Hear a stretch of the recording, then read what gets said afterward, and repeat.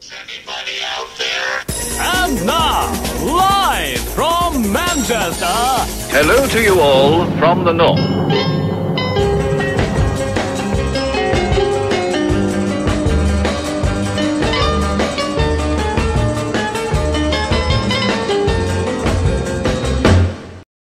Bass players have only the flimsiest right to be in a band at all. The singer prances up and down in a flouncy blouse, looking horny and trying to remember all the words. The guitarist also looks a bit of all right and plays all the difficult bits. The drummer is a muscle-bound picture of health in shorts who, through a blend of technique and brute force, gives the whole thing its power. The bass player stands at the back with a bad haircut, looking grumpy, making a deep rumbling sound which serves only to make it more difficult to hear the other three. You'd be better with a spin dryer in the band, if only to increase the stage presence. The other thing about bass players is they have nothing to say, ever, and so they're quiet all the time, which admittedly is preferable to lead singers who have nothing to say ever, but talk all the time. This is why every lead singer in every rock band ever says between every song, "All right, how you doing? Woo! Let me see some hands." Apart from the deep, meaningful, strong, silent type singers who say nothing at all between songs, either because they say it all in the lyrics, man, or because they harbour secret aspirations to become bass players. And you're a drummer.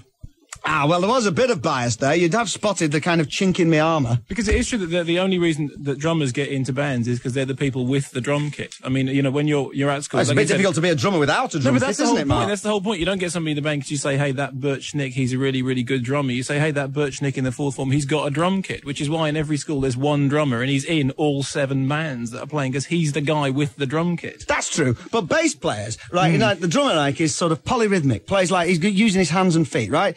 The guitarist has got 6 strings, and get this, for bass players, plays more than one string at the same time. Yeah, I don't right? And the bass player goes boom every now and again. Yeah, but he does it in a way which is impressive. And I'm with Pete Townsend when he was talking, you know, about the late departed Keith Moon, said, well, you know, all that thumping drum skins, you know, it's going to addle your brain, isn't it? It's going to turn. I mean, it's unnatural, you know, being a drummer. So I'm a talkative bass player and proud of it. But I must say, I did say rock.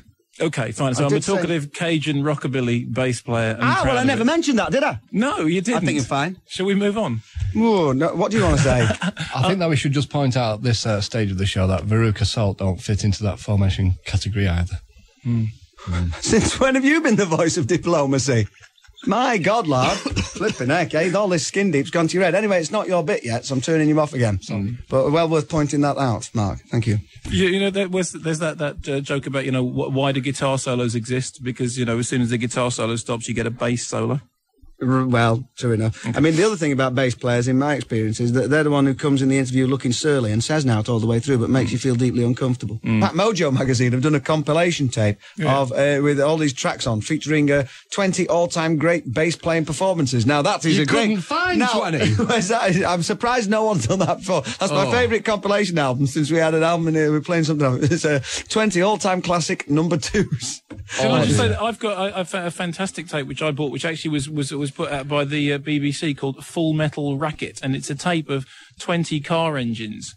That's all it is. It's 20 classic car engines. Yeah, I can believe that. But bass players, oh dear, do me a favour. But side one opens with bum bum bum bum bum bum bum bum. And then side two's got a more of a country feel. Bum, bum, bum, bum, bum, bum. But yeah, good one. Can I tell you my bass playing joke, which is the only joke about bass players ever, or did I do this already? I don't know, you might have done. It's a long time ago. Rehearsing, they go off for lunch, they come back, there's a terrible racket, the double bassist is beating 7 shades of whatever it is out of the triangle player, and they pull him off and they say, why are you beating him up? And he says, well, while we were away at lunch, he put one of my strings out of tune, and they said, that's no reason to beat him up. He says, yes, but he won't tell me which one. Bum, bum.